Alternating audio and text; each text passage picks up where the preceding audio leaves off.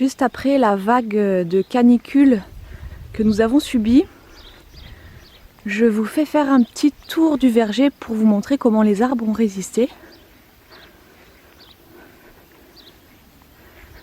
Ça c'est un cerisier de trompe G. Vous voyez, il a les feuilles qui sont un peu pendantes, mais nous lui avons mis, comme à tous les autres arbres, un gros mulch. Donc ma foi, il résiste. Donc sur tous les arbres que nous avons plantés, il n'y en a aucun que nous avons arrosé depuis le début.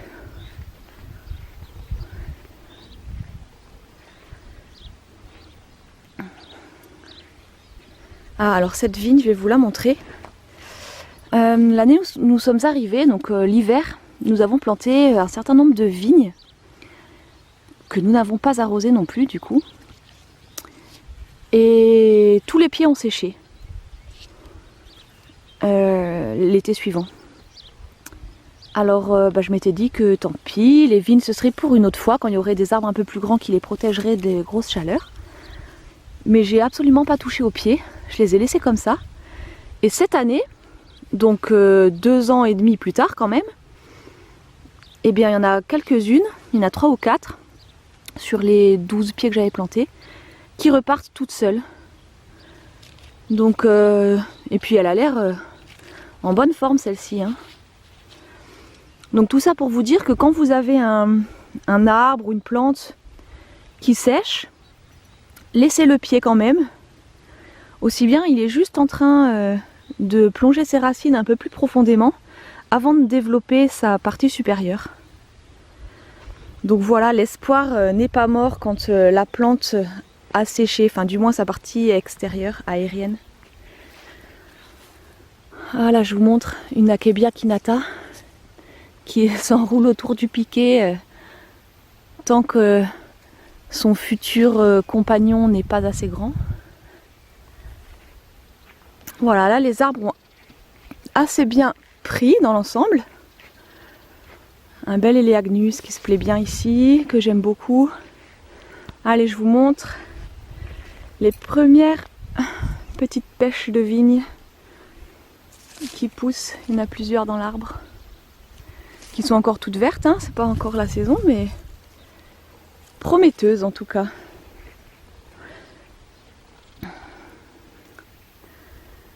Un fusain.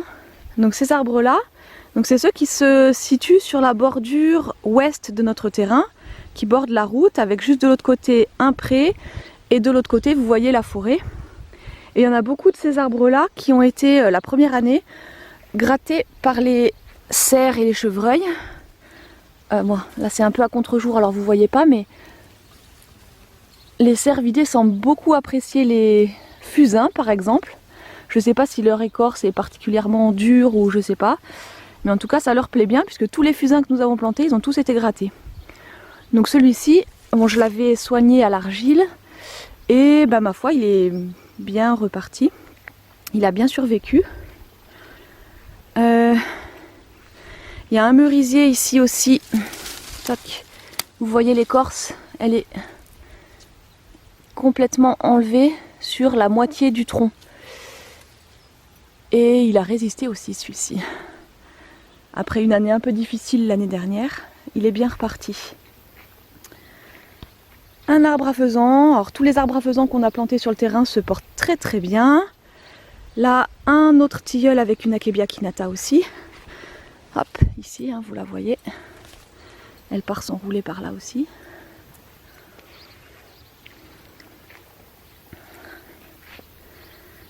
Un autre Eleagnus.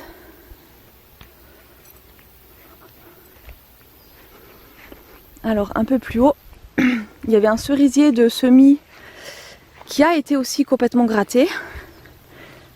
Là vous voyez, oh, je ne sais pas si vous voyez bien, mais on voit encore les traces d'argile que j'ai essayé de mettre pour le soigner. Mais lui par contre, il a complètement séché au-dessus de cet endroit. Donc je l'ai taillé. Et puis bah, cette année, il a refait deux nouvelles petites pousses et un rejet vers le bas.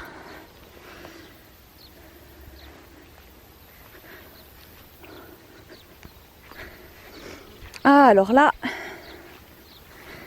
c'est un ragoût minier que nous avons planté cet hiver et qui est déjà plein de fruits. Alors, comme des petites cerises, est-ce qu'il y en a une qui est mûre? Oui, ici. Hop, je la prends. C'est super bon. C'est dommage, il y a peu de chair par rapport au noyau, mais c'est quand même très très bon. Et hop,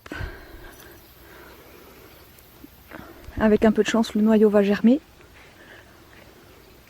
Donc dans notre verger, mon mari passe la tondeuse de temps en temps. Il y a plusieurs raisons à ça. La première, c'est que la plupart de nos arbres sont petits. Et du coup, la première année, on avait vraiment laissé l'herbe faire sa vie. Et malheureusement, il y en a plusieurs qui ont été étouffés par les herbes. Au-dessus, vous verrez, on a beaucoup de fougères. Donc, on tond aux endroits où il y a des petites plantes. Par exemple, les plantes de myrtille. C'est tout petit pour l'instant. Donc, elles ont besoin d'être un peu dégagées. Le fait de tondre, ça nous permet de récupérer de l'herbe et de l'utiliser comme mulch au pied des arbres et des autres plantes. Et la troisième raison, c'est que malheureusement en Corrèze, il y a énormément de tiques et que le fait d'avoir des chemins avec de l'herbe un peu moins haute, ça limite, on va dire, les risques d'avoir des tiques et toutes les maladies qu'elles propagent. Alors là, je monte sur le haut du terrain. Donc là, on est de nouveau au-dessus du château d'eau. Vous voyez la petite cheminée qui fait une petite enclave dans notre terrain. Et nous revenons à la bordure ouest, au nord de la bordure ouest. Alors là, ce carré-là, c'est un carré dans lequel on avait planté des muroises, mais bon, sont plutôt très très timides. Hein. Ça fait 2 ans maintenant et elles sont toujours petites. Donc à suivre. Bon, il y en a quelques-unes qui sont un peu plus hautes que les autres, mais c'est pas folichon, on va dire. En revanche, les groseilles à maquereau se portent plutôt très très bien. L'année dernière, on avait déjà eu une profusion de fruits. Celles-ci sont mûres, tiens. Tchoc. Et là, ça recommence, ils en sont couverts. La plupart sont pas encore mûrs, donc il faut patienter encore un petit peu. Ici, je sais pas si vous voyez, hop, oui. J'avais planté un pied de menthe l'année dernière. Il s'est vraiment bien répandu. Ici, on a un grand aulne qui avait aussi été gratté par les cervidés. Alors, c'est un peu dans l'ombre, mais est-ce que... Oui, on voit. Vous voyez, là aussi, il y a toute une moitié du tronc qui a été écorcé. Et malgré ça, celui-ci, il a bien résisté. Il est un peu plus haut que moi. Un arbre à faisan encore magnifique, qui fait au moins 1m50-60. Alors là encore, voilà, les dégâts des cervidés. Là, ça date de cette année. Nous sommes absentés depuis que nous habitons sur le terrain en mi-octobre. Nous nous sommes absentés seulement 5 jours et durant ces 5 jours, les biches ont fait des gros dégâts. Et là, voilà, malheureusement, on voit le feuillage qui commence à jaunir. J'ai mis de l'argile, mais malheureusement, ça n'a pas suffi a priori. Bon, le dessous est tout à fait bien, mais peut-être que cette branche-là, elle va mourir. Donc là, c'est la future haie brise-vent, qui est pour l'instant pas très haute, mais ma foi, elle s'accroche. Là, un effilier qui produit déjà bien des fruits et qui a aussi été gratté par les biches, malheureusement. Mais enfin, celui-là, il résiste. Et voilà, nous arrivons sur la bande nord du terrain, dans laquelle nous avons planté des arbres, un aulne là vous voyez, qui a lui aussi subi les attaques des biches et des chevreuils. Nous avons planté des arbres qui vont s'étoffer en haut, en bas, et qui vont servir de hébrise-vent. Alors là, dans cette ligne-là, pratiquement tous les arbres ont été attaqués par les biches la première année. Là, hop, vous voyez. Voilà, là on voit bien. Toute l'écorce a été rongée ou frottée. Alors il y en a certains qui n'ont pas vraiment survécu, comme celui-ci, que j'ai dû couper, mais qui du coup repart de la base. Alors ça fait perdre 2 ans à la partie aérienne, mais enfin je suppose que les racines, elles font leur travail et qu'elles s'enracinent profondément en attendant. Alors là, il y a une branche qui a été bien frottée, il n'y a plus du tout d'écorce sur toute la hauteur, enfin à peu près jusque là. Donc elle a séché, elle a perdu toutes ses feuilles. Et ma foi je la laisse en me disant que si jamais les biches reviennent à un moment ou à un autre, elles iront avec un peu de chance se frotter sur celle-ci plutôt que sur une où il y a des feuilles. Alors là, cet arbre qui paraît un peu sec, c'est un merisier qui s'est semé tout seul sur le terrain. Je vous montrerai un peu plus tard où, que j'ai replanté ici. Bon, il est un peu sec celui-là, mais ma foi, on va voir s'il s'en sort.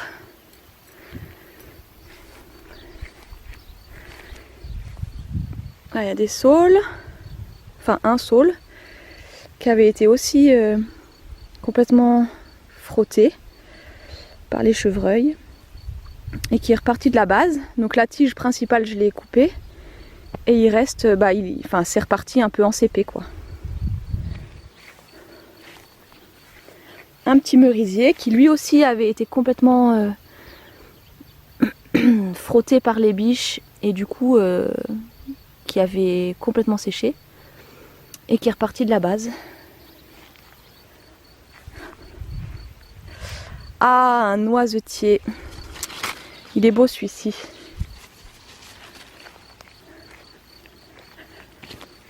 Il s'est bien étoffé. Et vous voyez les futures noisettes. On les voit déjà là. Bon, pour l'instant, c'est le seul qui porte des fruits. Avec une ronce sans épines à côté.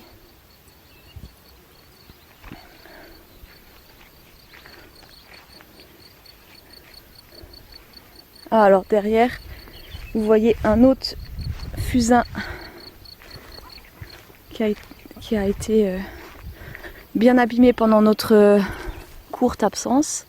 Bon là j'ai mis de l'argile, mais ma foi malheureusement ça n'a pas l'air de l'avoir sauvé. Enfin du moins cette branche là quoi, parce que du coup ça a fait repartir des pousses à la base.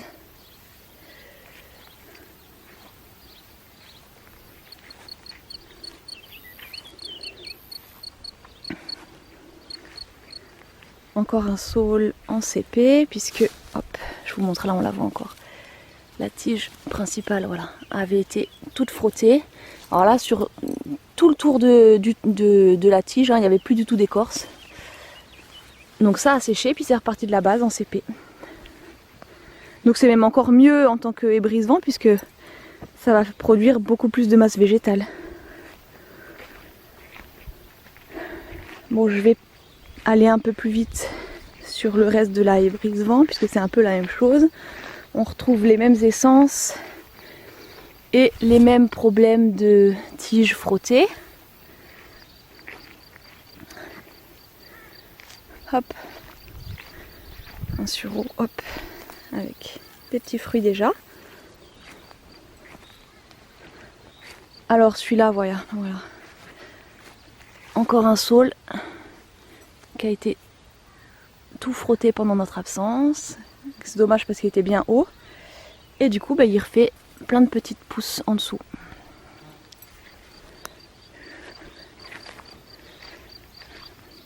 Sur ce noisetier, c'est pareil, il y a une branche qui avait été frottée, enfin deux même. Ici, on le voit, la première et la deuxième. Une qui a complètement séché et l'autre qui, bon, à part quelques feuilles, hop, l'autre qui semble résister. Bon, dans l'ensemble, il s'est bien étoffé quand même, hein, mais avec la ronce sans épines juste à côté, qui devrait produire des fruits cette année, je pense.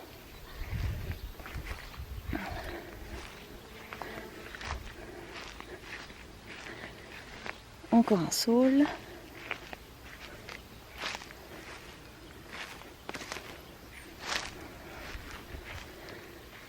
Un caragagnier ici. Alors sur cette partie du terrain, celle sur laquelle on va marcher à partir de maintenant, il y a plein de petites repousses d'arbres. Ici un petit chêne. Ici un merisier.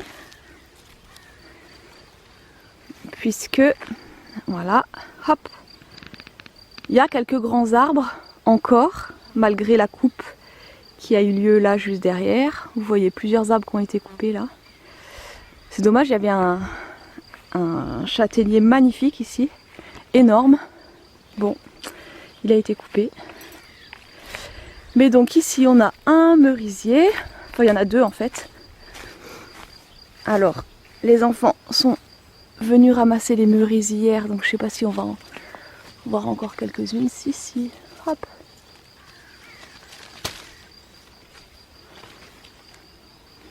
Elles sont très sucrées.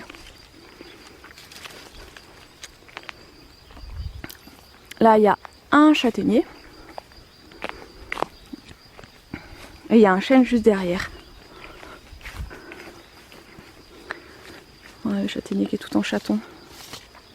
Et du coup, sur cette zone-là, il y a pas mal de petits arbres qui se sont replantés tout seuls. Et donc c'est là que je suis venue prendre celui que je vous ai monté tout à l'heure, que j'ai repiqué. J'en ai repiqué plusieurs. Voilà, donc là il y en a un qui est bien grand. Il y a un chêne ici, avec un merisier à côté. Il y a quelques châtaigniers un peu plus au fond. Bon, ceux qui sont le plus, hein, ce sont les merisiers. Hop, il y en a des tout petits et des un peu plus grands.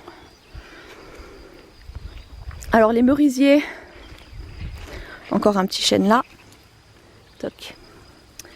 Les merisiers, j'en ai repiqué plusieurs pour les replanter ailleurs dans le terrain. Encore un ici, vous voyez.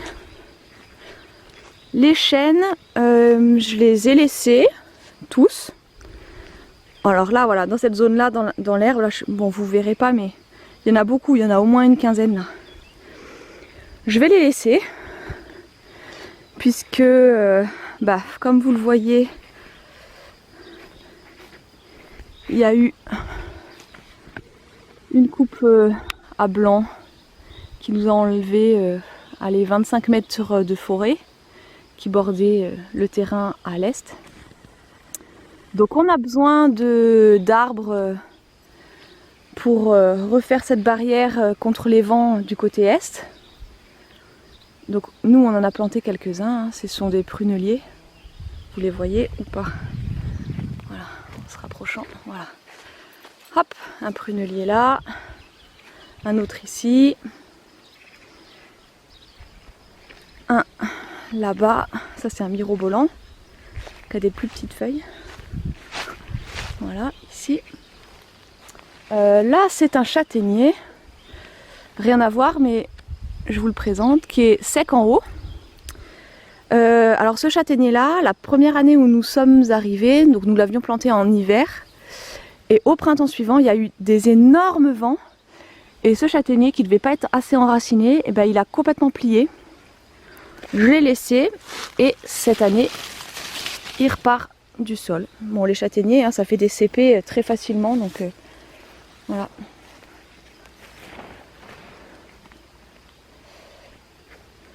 Oui, je disais, donc les chênes, on va les laisser pousser. Et puis quand ils seront grands et qu'ils commenceront à se gêner les uns les autres, et ben on coupera les moins vigoureux. Le bois nous servira de bois de chauffage par exemple. Et en attendant, et ben, ça aura repeuplé ce coin de forêt qui est un peu nu et qui va rester nu pendant à peu près un certain temps puisque le propriétaire du bois ne replante rien du tout, il attend que ça repousse tout seul. Alors là, bon bah on est... Là il y a plein de fruitiers, d'arbres compagnons, mais je vous avais déjà montré cette zone là. Peut-être que je vais descendre un peu plus bas.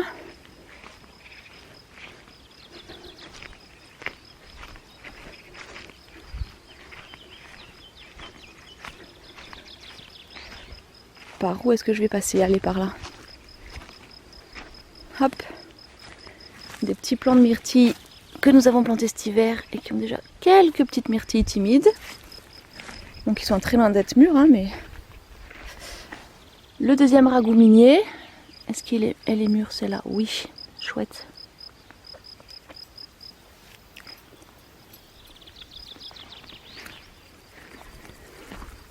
Et là donc les arbres, hein. Vous voyez par contre, on les arrose pas les arbres, mais on met un gros mulch à leurs pieds. Donc ceci c'est de la paille qui nous restait de la construction de la maison. Et maintenant que nous avons terminé la paille, on va pas mettre ou du foin qu'on récupère dans les prés à côté puisque les agriculteurs n'en s'en servent pas de tout, ou de la tonte d'herbe tout simplement. Donc bien qu'il n'ait jamais été arrosé, hein, vous voyez la plupart des arbres se portent quand même plutôt bien.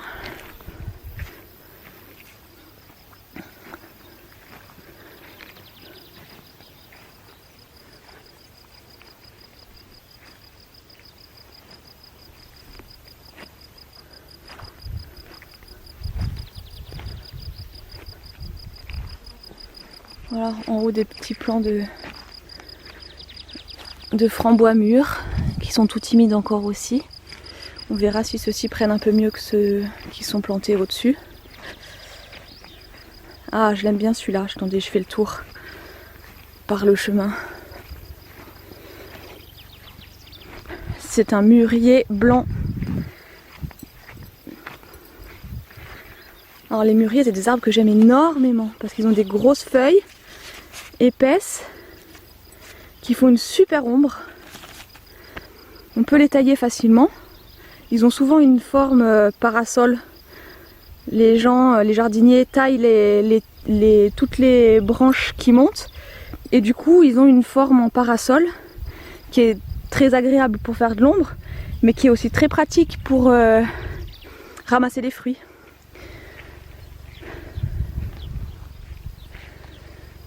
Des groseilles à maquereau qui fructifient pas encore là pour le coup. Bon après y a des pommiers, des poiriers, le grenadier, où est-ce qu'il est? Il y a un grenadier qui commence à avoir des tout petits fruits.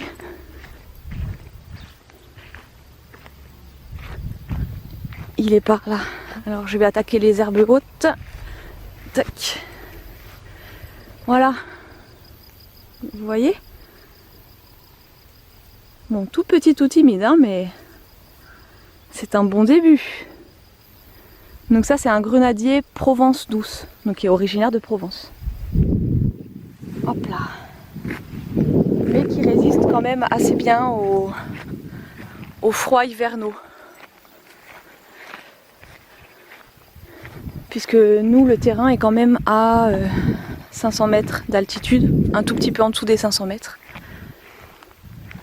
Donc même si on n'a pas des hivers très rudes, il y a quand même des gelées. Donc dans le choix des variétés que j'ai faites, ça prend en compte ce paramètre. Cerisier par là, qui porte pas encore de cerises. Alors je vais vous montrer en haut. Alors ça, ce sont des liciers, les arbres qui produisent les baies de goji. Voilà.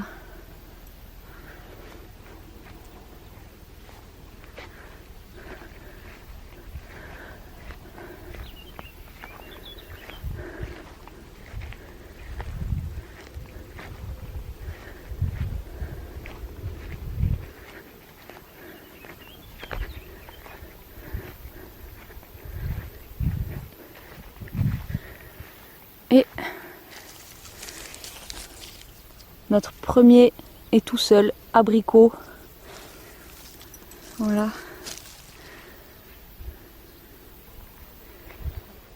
Ben voilà, je crois qu'on a fait un peu le tour du verger. Bon, je vous ai pas montré toutes les essences, hein, loin de là, mais disons que c'était un petit tour pour vous montrer comment les arbres résistent à la sécheresse que nous subissons en ce moment et surtout aux très très grosses températures. Parce que c'est monté quand même à un peu plus de 40 degrés ici pendant bien une semaine. Donc pour le moment, bah, il semble bien résister grâce au paillage. Un grand fusain ici. Et voilà, à bientôt.